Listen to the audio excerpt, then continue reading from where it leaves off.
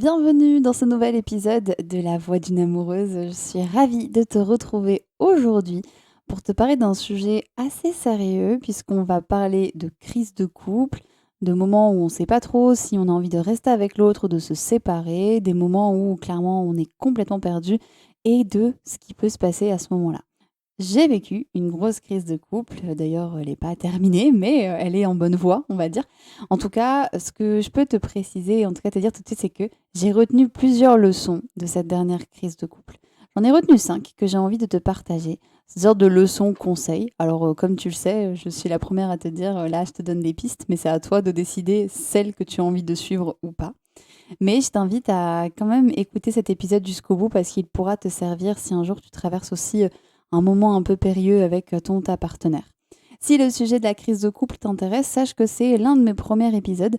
Donc j'en ai fait un à ce sujet il y a assez longtemps qui parlait justement du fait que c'était une super bonne nouvelle que ton couple soit en crise puisque finalement la crise c'est ce qui nous aide à grandir, à changer et ça c'est vraiment chouette même si on passe par du pas agréable. Donc si on devait aller voir le positif, là tout de suite, c'est de se dire, si jamais là tu es en crise de couple, ça ne peut aller que dans le bon sens et surtout, ça peut te permettre d'avancer. Et c'est parfois ce qui permet vraiment d'avancer. C'est un peu comme le burn-out qui est quand même assez dévastateur, qui est une vraie crise et où finalement, après, on se relève et on avance différemment. Alors la première leçon que j'ai appris avec cette fameuse crise de couple qu'on est en train de traverser, la première, c'est qu'il y a des moments, franchement, ça sert pas à grand-chose de voir le positif et c'est OK de voir l'orage quand il y a l'orage. Je suis la première à être dans le positif, à parler de gratitude, à parler de célébration, de trucs géniaux.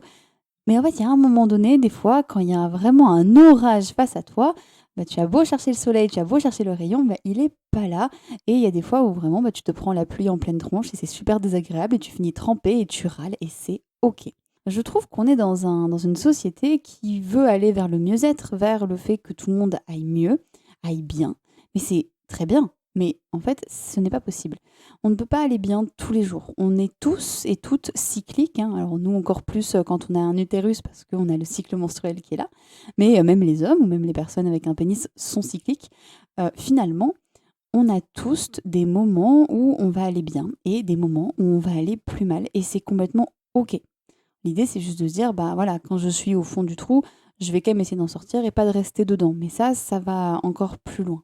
Donc, bah, moi, finalement, il y a eu des moments pendant cette crise de couple, où, bah, voilà, même en communiquant, c'était très compliqué, c'était vraiment difficile et il y avait des moments où franchement, bah, juste, j'étais, dans ma tête, je me disais: «Mais on va pas s'en sortir, on va pas y arriver et ça va pas» et dans ces moments-là, en tout cas moi personnellement, hein, peut-être que c'est différent pour d'autres personnes, mais dans ces moments-là, pour moi, bah, aller chercher une gratitude ou aller voir le positif et ben, ça prenait pas.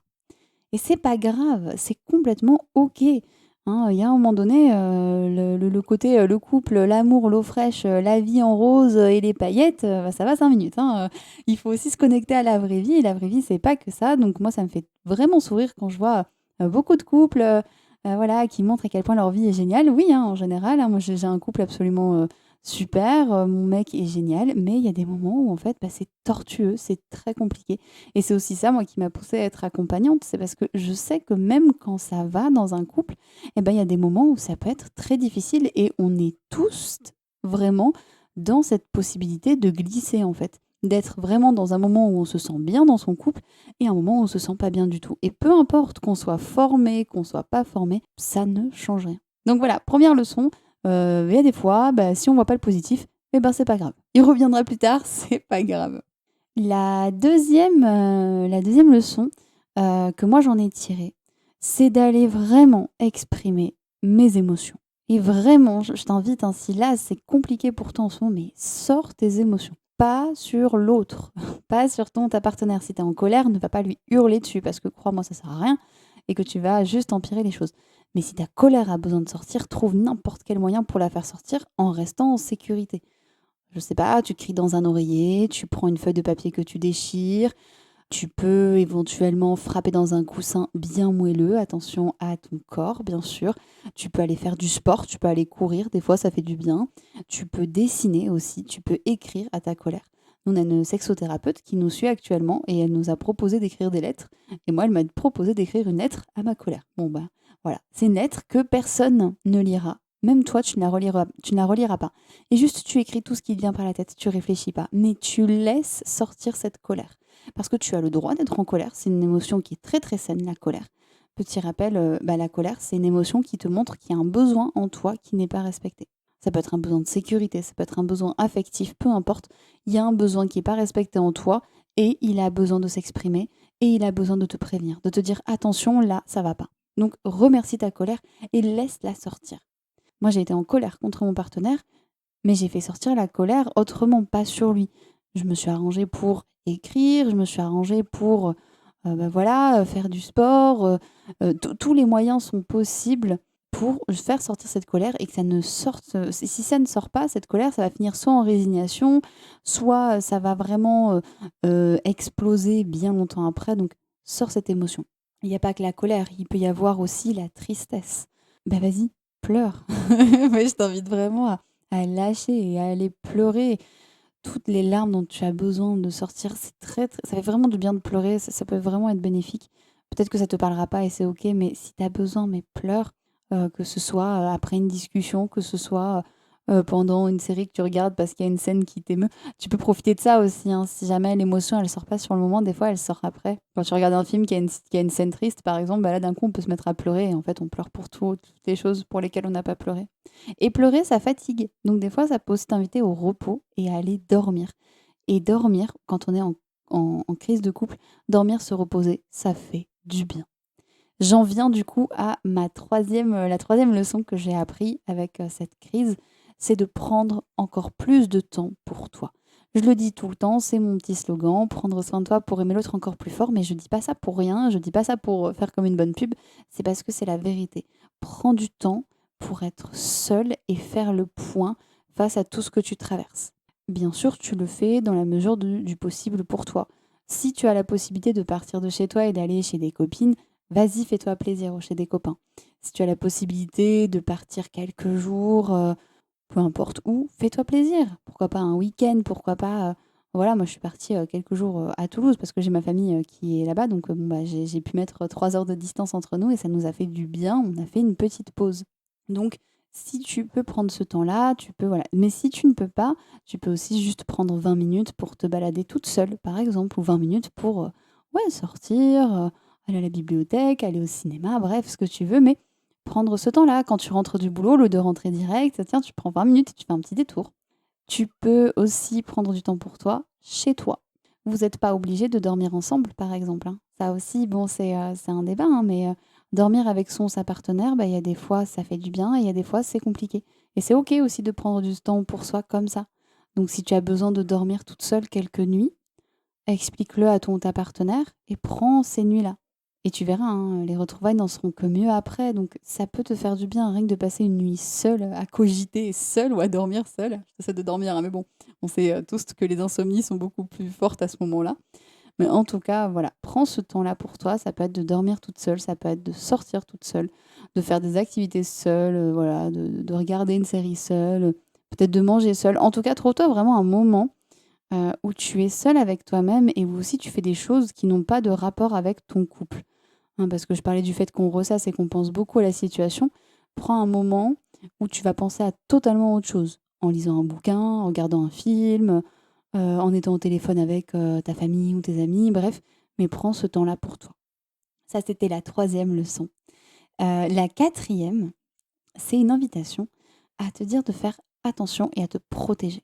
Je t'invite à te protéger parce que quand on est dans une situation de crise de couple, on est dans une situation où c'est hyper important de ne pas s'enfermer sur soi, mais où c'est important de choisir à qui on parle. Pour m'expliquer, pour être un peu plus clair, je t'invite à vraiment ne pas garder la situation pour toi. Parce que quand on est en couple, là, on a beau avoir toutes les infos, bah, c'est pas pareil, hein. Je suis une spécialiste pour parler de certains sujets, mais quand je les vis dans ma relation de couple, bah, en fait, je perds totalement tout ce que je sais et je ne vois que moi, je ne vois que mon partenaire et du coup, je suis complètement perdue. Et ben dans ces moments-là, j'ai besoin d'un regard extérieur. J'ai besoin d'en parler à quelqu'un qui, d'extérieur, qui n'est pas engagé émotionnellement dans la situation et qui va pouvoir me dire à froid, Bah voilà, moi, ce que j'en pense. Déjà, je t'invite à réfléchir à qui tu veux parler. Est-ce que tu as envie de parler à quelqu'un de ta famille, à un ou une de tes collègues, à un ou une de tes amis en particulier? Et tu sais, des fois, ça peut être c'est une période où des fois on peut être surpris par des personnes qui sont proches de nous et des personnes avec qui on n'aurait jamais pensé de discuter de ça, mais qui peuvent être vraiment très précieuses à ce moment-là. Donc, bah, voilà, laisse un peu les choses venir, hein. Je t'invite, à ne pas parler que de ça non plus, hein, parle d'autres sujets, mais choisis en tout cas une personne avec qui tu peux en parler. Ça peut être aussi, évidemment, une personne vraiment, spécialiste ou experte du sujet. Ça peut être une personne comme moi, par exemple, qui accompagne dans les relations amoureuses. Donc moi, tu peux me contacter, hein. Si à la suite de cet épisode, tu vois que, tu as besoin, d'une oreille pour tout ça, je t'invite à me contacter, par mail ou, en tout cas, tu auras tous les détails dans la description. Tu peux aussi choisir un ou une thérapeute que tu connais, qui te met en confiance ou que tu vas découvrir, hein. Ça peut être, une sexothérapeute, un psychologue, peu importe. En tout cas, je t'invite à faire un choix, mais surtout à ne pas rester seul. Et la deuxième question que tu peux te poser aussi, quand tu vas décider de parler de la situation, c'est demande-toi qu'est-ce que tu attends? Qu'est-ce que tu attends des personnes qui vont, être là et des personnes que tu vas, solliciter? Est-ce que tu attends, par exemple, si tu vas voir ton amie, donc une amie à toi, par exemple, est-ce que tu attends de cette amie qu'elle t'écoute uniquement? Est-ce que tu attends qu'elle te donne des conseils? Est-ce que tu attends, qu'elle te comprenne, juste qu'elle valide ce que tu ressens? C'est très important de te poser la question parce qu'il y a des moments où on se sent très vulnérable et où parfois, les conseils des autres peuvent nous paraître comme un jugement et où ça peut être vraiment difficile à encaisser et c'est OK. Il y a des moments où c'est quand même primordial d'avoir, l'avis d'une autre personne parce que des fois où on n'arrive pas à y voir plus clair. Mais je pense qu'il faut que tu sois prête à ça. Et c'est OK d'avoir des moments où tu as juste envie que la personne en face, elle t'écoute. Donc tu peux aussi dire à ton ami: «Bah, là, en fait, voilà ce qui se passe avec mon partenaire, j'ai envie de t'en parler. Est-ce que tu es d'accord?» Et si la personne est d'accord, est-ce que tu es d'accord pour juste m'écouter? Juste m'écouter et ne pas réagir. C'est aussi ce que je propose moi dans mes accompagnements. Il y a des séances qui sont spécifiques et qui sont uniquement de l'écoute. Juste pour que tu puisses vider ton sac. Parce qu'en fait, je vais te dire une chose, la meilleure personne à qui tu peux en parler et la personne qui trouvera toutes les solutions, c'est toi, quoi qu'il arrive. Et des fois, juste de parler de la situation, eh ben, ça va te permettre de dédramatiser les choses et ça va pouvoir être un peu plus facile. Donc, tu peux, par exemple, décider de parler à quelqu'un, mais de faire le choix d'abord d'être simplement écouté et quand tu te sens prête à être conseillée. Et protège-toi de certains jugements, parce qu'il y a aussi des personnes qui peuvent être dures dans leur jugement et ça peut être difficile à entendre. Donc, protège-toi surtout.